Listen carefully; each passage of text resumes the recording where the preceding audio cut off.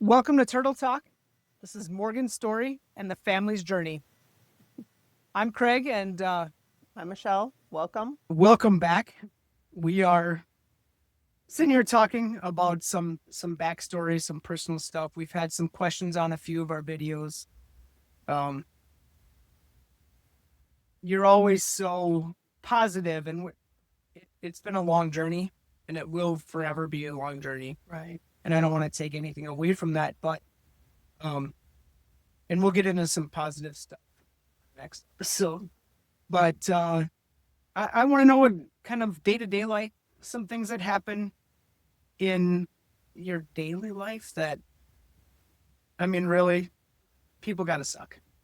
Oh, people really General do public. suck. General public sucks.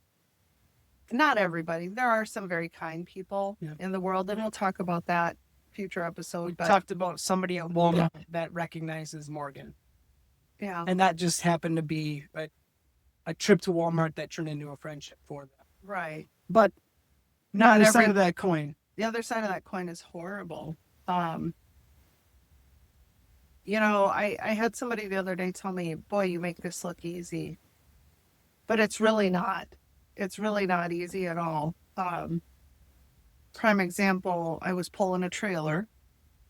I have Morgan in the van. I'm pulling a trailer. So now we have to park way at the far end of the lot. And I was thinking about that, like, oh, this is such a pain. However, then I'm sitting there thinking, wait a minute, more times than not, I have to park at the very end of the lot because people can't park. They park on the grid lines all the time. So when we try and park, we can't get the ramp open and safely get her out without smashing her into the car next door. And so it's really frustrating. Or there's all these people who park in handicap parking with zero placards, zero plates, zero anything.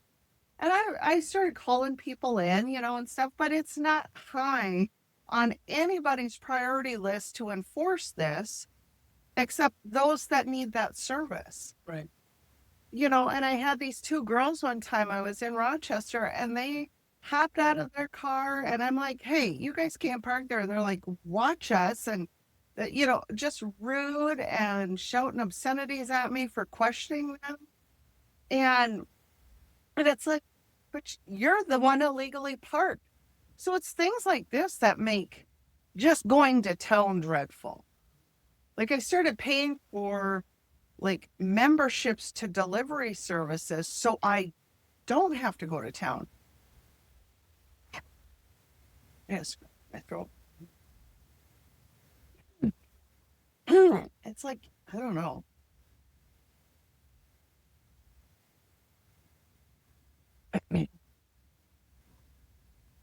So going to town is a challenge in itself.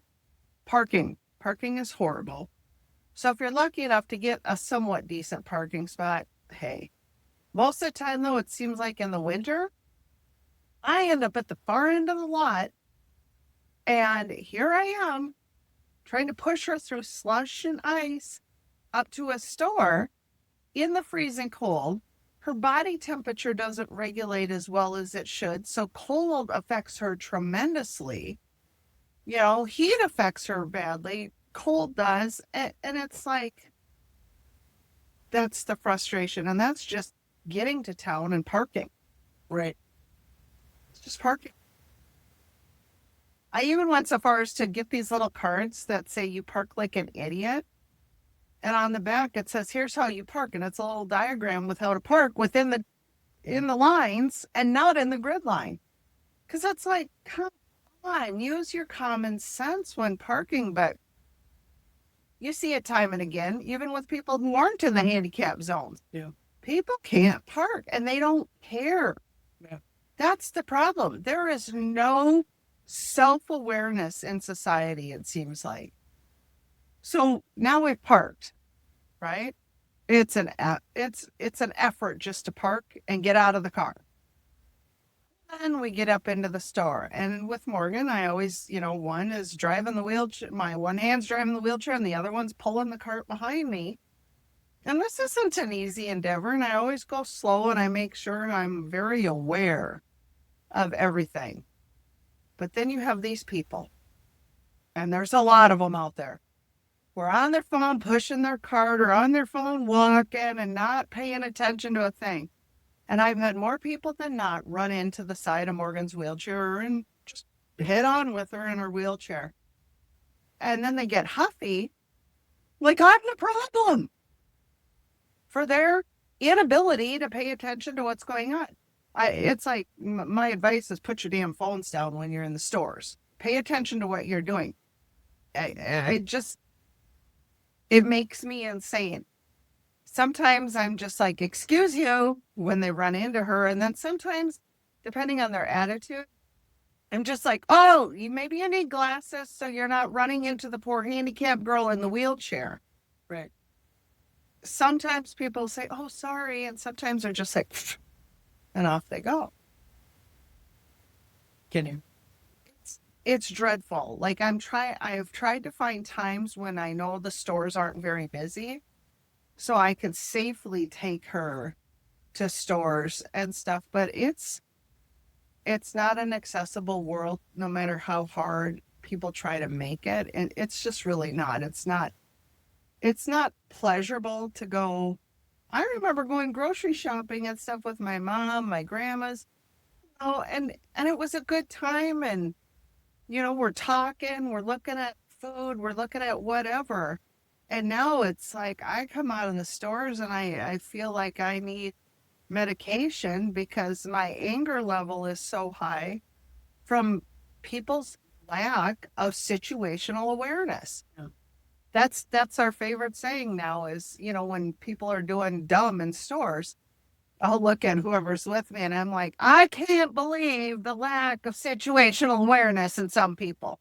And I say it very loudly because I just don't, it's hard.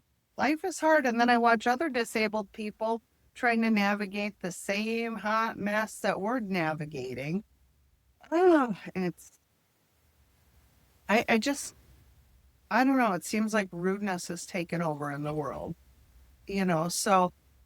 Yeah. So in answer to their question, yes, it really sucks just trying to go to town. As far as our day to day, Morgan dictates the day. Every day she dictates the day. Some days she's up at 6:30 and she kind of dozes and wants to lay around and be a couch potato. Some days she'll sleep till 10 o'clock. So I never know how my day is going to start until You're in it. I'm in it. I was just thinking the other day, geez, I forgot to brush her teeth last night. I mean, I'm really cutting myself down because I forgot. But it was late and she was agitated and it was such an effort just to get her in bed. And then I missed it. I dropped the ball and I missed it, and then I beat myself up over these things, but Morgan's day is we wait until she tells us she's ready to get up. We get her up. Then we got to feed her breakfast, wash her face, brush her teeth. Then we have hand stretches to do. Then we get her hands in her splints. Then I let her watch a little TV so I can have like a half hour to at least figure out getting dishes done. And because there's always dishes, always laundry. I can't ever keep up, and then it's time in the hyperbaric chamber and time in the red light therapy and time standing. And then we feed her lunch and it just kind of, you just roll with the day. Like, okay, we're done with this. How's she doing? She's doing good. We'll roll into the next thing. Sometimes she's really cranky and we just got to give her a timeout and let her watch some TV. Some days she doesn't want to do anything but sit in front of the TV and she'll fight it. She'll fight it completely. And then at the end of the day, I feel horrible because she watched TV all day. But I can't win either way. You can't force her to do. No, if she does not want to do something, it is not happening. You know, she's very expressive about what she wants and doesn't want. Morgan. Yes. Yes. And there's just uh, it's tough. Like, and then I got to try and find time for what the other kids need. You know, my son says, "Oh, mom, you don't call me as much as you should," and I'm just like, I don't even know where I can squeeze a 20-minute conversation in. You know, Things are like that.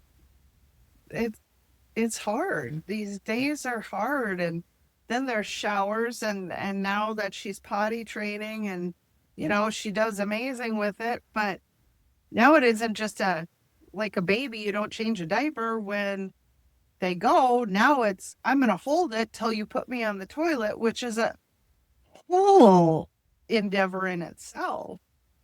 I didn't know that was happening. Yeah. Okay.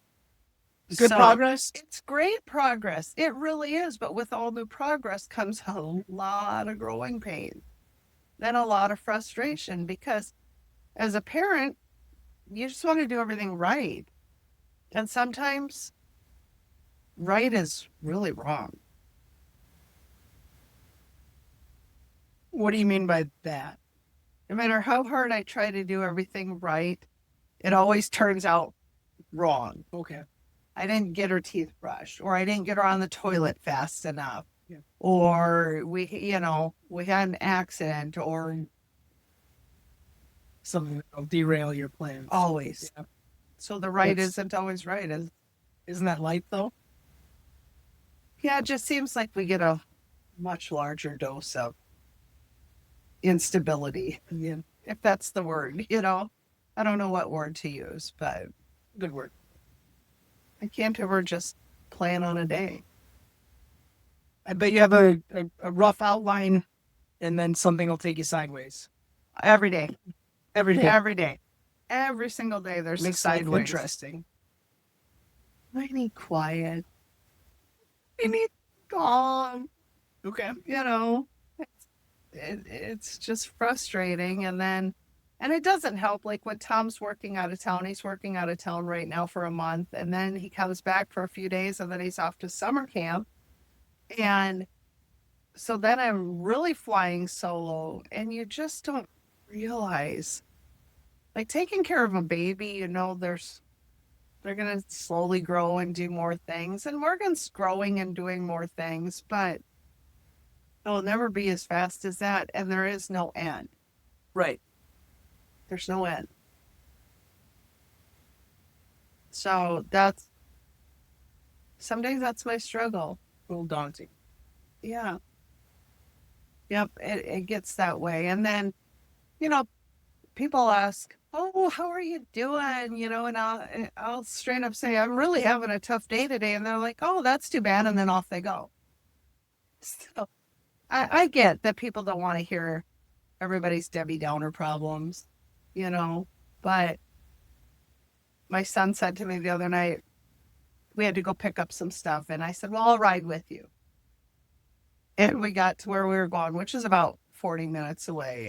And he says, "You kind of a crave adult conversation, don't you?" I said, "Well, what makes you say that, son?" And he says, "Well, Mom, you've talked nonstop since you got in the pickup." See that? You know, I talk to Morgan all day long, but she doesn't give me words back, and we don't have a full-on meaningful conversation. Right. You know, and Tom's at work, and yeah, it's lonely. So, you know, my gripe is it's lonely. So we need to call more, is all you're saying. Oh, you. Okay.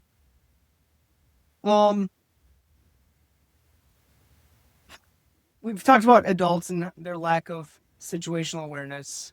What about kids? How do kids react to Morgan? Supermarkets or church or You know, if it's a familiar group, the church kids, they come up, hey, Morgan, hey, Morgan. People come up and talk to her all the time. But we get like in stores and stuff, and kids, they're holding their mom's hand or in the cart and they're staring as they're going by.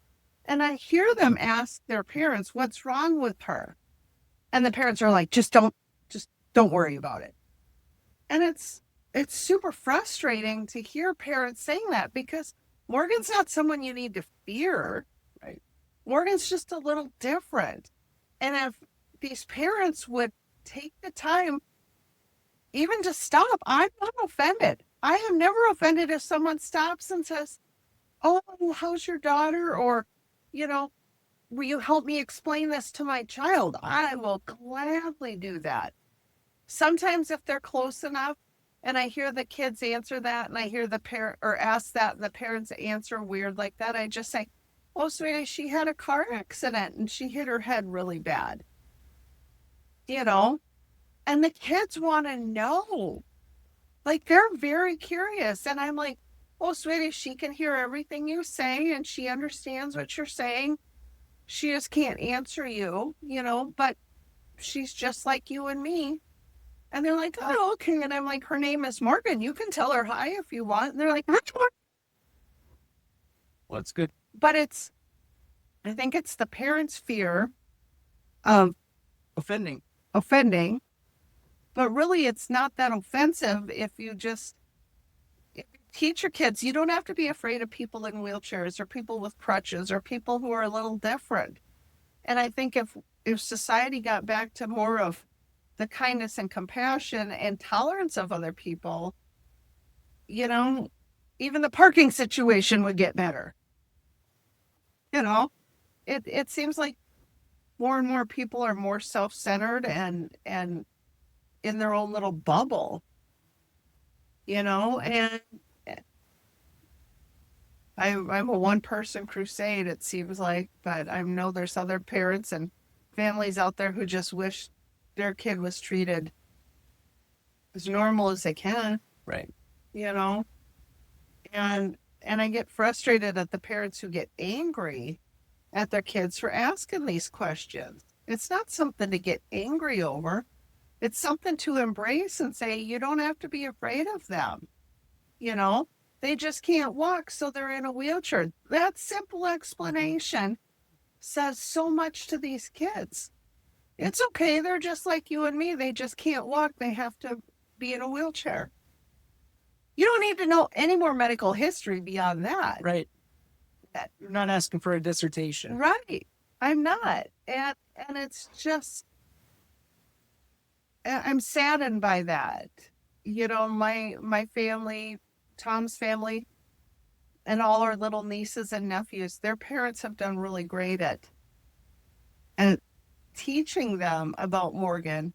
And so now here's all these kids. Oh, Morgan, can I sit on your lap? And they'll climb right up and sit on her lap. And she giggles.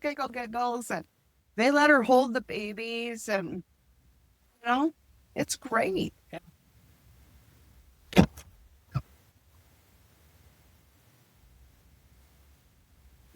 I think I need dust up here. You know, I was sick for 2 weeks. It's cool. Not only allergies, Hazel gave me some.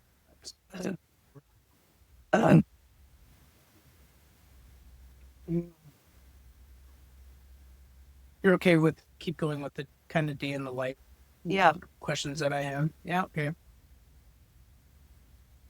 Oh, let's talk about staring.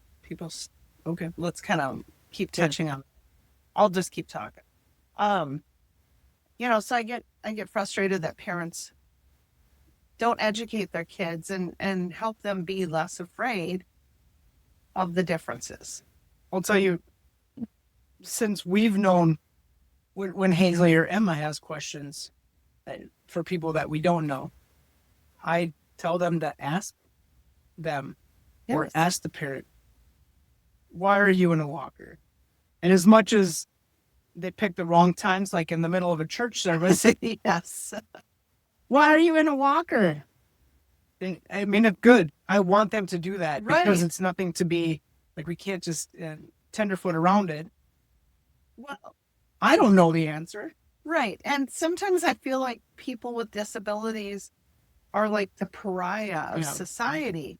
You know, it brings me back to the story of the Hunchback of Notre Dame, where, you know, they all know he's in the tower, but let's just keep him out of sight so he's out of mind. Right. And, you know, uh, and the other crazy thing is like in stores, there's literally adults who are walking by staring at Morgan, and then they have this snarky look on their face, and it's just like you can tell it's not a stare of compassion or caring.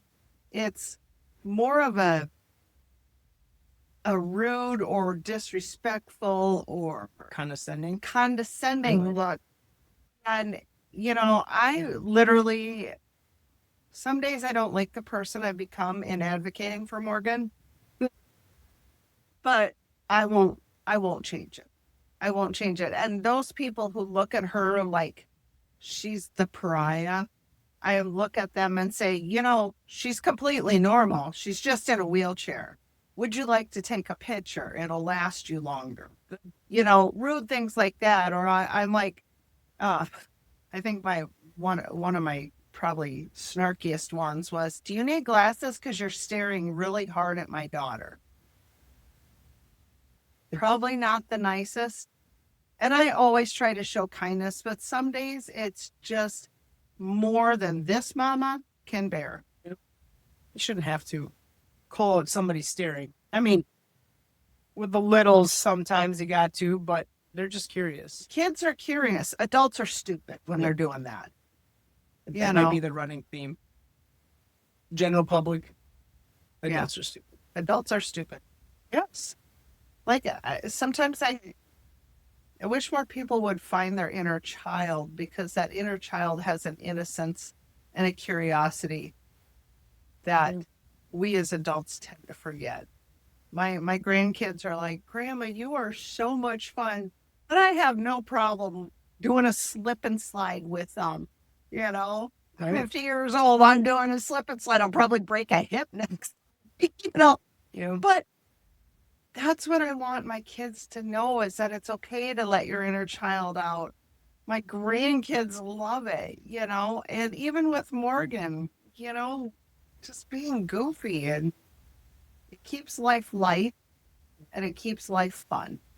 because it can get pretty heavy. It's very heavy in my world. So those moments, boy, I really appreciate those fun ones. More day in the life type of thing. Hyperbaric chamber. Yeah. I don't know if we don't know what it is, but it changes the atmospheric pressure, Right. and it's proven to make healing faster. Way faster. So what does it do for Morgan? So when we initially got one here about, oh gosh, I think it's already been about 5-6 years we bought one. And her contractions were really tight. You know, her arms, her hands, her legs, you know, and we're in the middle of all these surgeries and stuff. And one of her doctors at Mayo had recommended, you know, getting her in a chamber. So I had taken her to Omaha, to a place down there, and we tried it. And that night and the next day, there was a significant difference in her hand. And so I'm like, wow, but I can't afford to come to Omaha every other day or every day, every week to do this, you know. So we took out another loan, and we ordered one and got one for our home use, the same one that they had in that clinic we got in our house.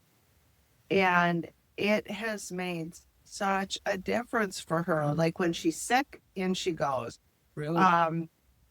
You know, when she's recovering from a surgery, in she goes. And we try to do it 3 to 4 times a week anyhow, for an hour and a half. We just put her in there, and she watches TV in there, and next thing you know, her movie's done, and out she comes, and her breathing is better. You know, we've had no pneumonias in her. We've had no, aside from COVID, you know, twice. And for her being a compromised person that can't cough like she does, you know, when you're under that, changing that atmospheric pressure, on your body, it's infusing pure oxygen right into your cells, which just promotes healing. So the hyperbaric has been pretty amazing for her as well as for the rest of the family, I was just because gonna ask. everybody in the house hops in it when you feel crummy, you know. When you got lots of aches and pains, you hop in it. You know, I crawl in it and take a nap.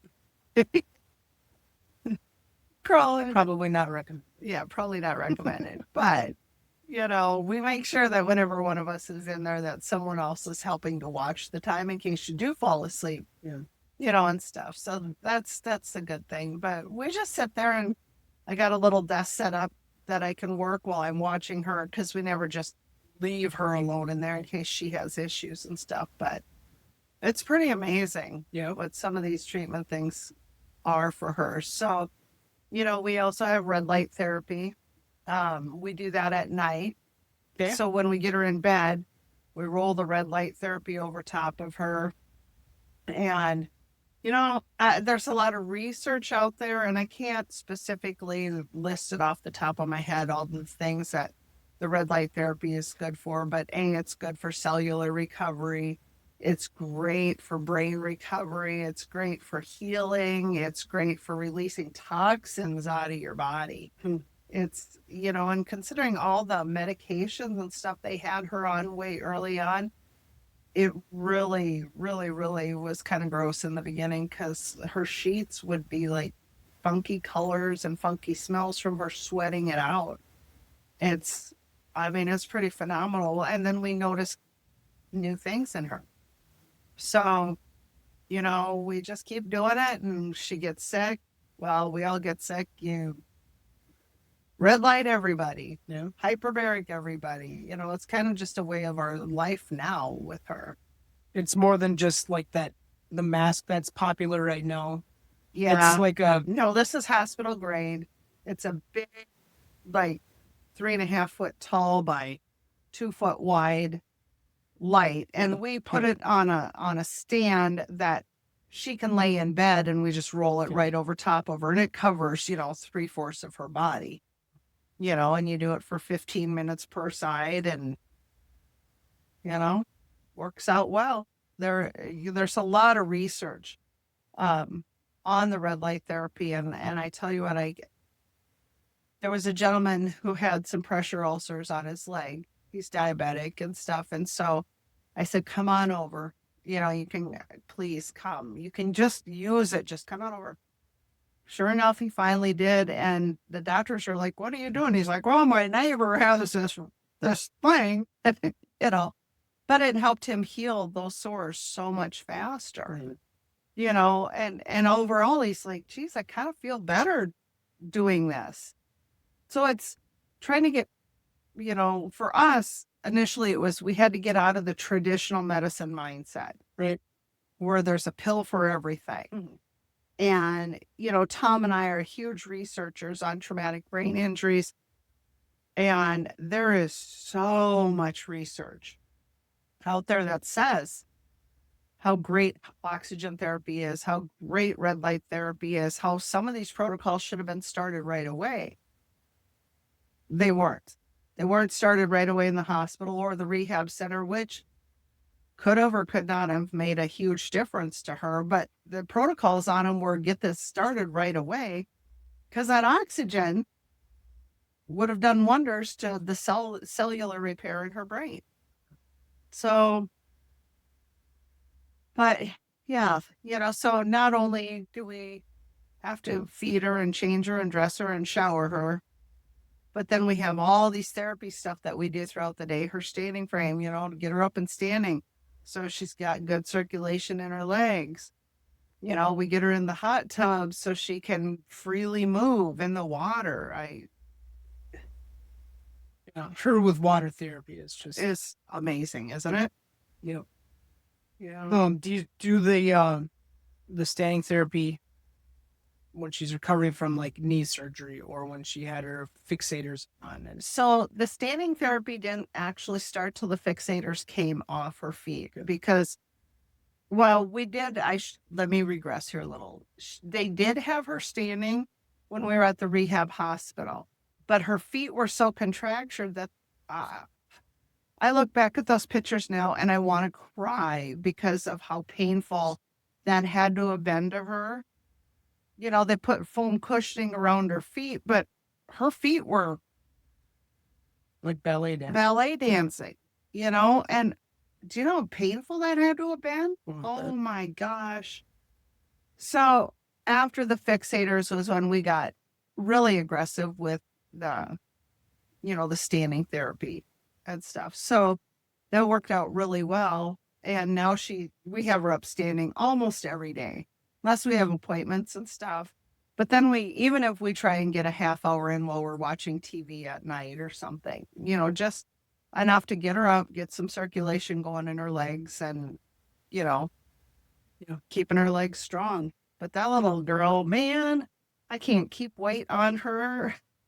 You can keep weight on her. Yeah. So these tiny little chicken legs are standing there, but It's all nice. boy, she is strong. Yeah. Other than that kind of stuff, do you have an in-home come do therapy, or do you always have to go? Well, a little of both. So I usually we found this amazing therapy place in Rochester. EA Therapeutic Health. Love these people. And they really think outside the box. So it's not just your traditional therapy, but it's the whole integrative medicine piece of it.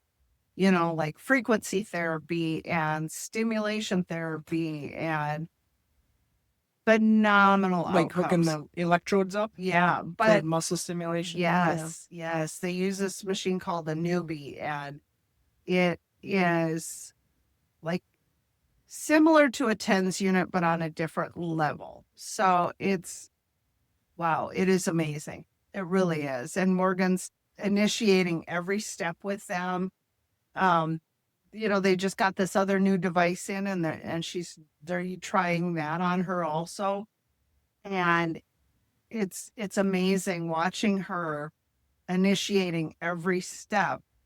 She's in a walking harness and they just help guide her hips for the shift and she picks up her foot and takes the step. And it is so beautiful to watch that. That's awesome. It is really, really awesome.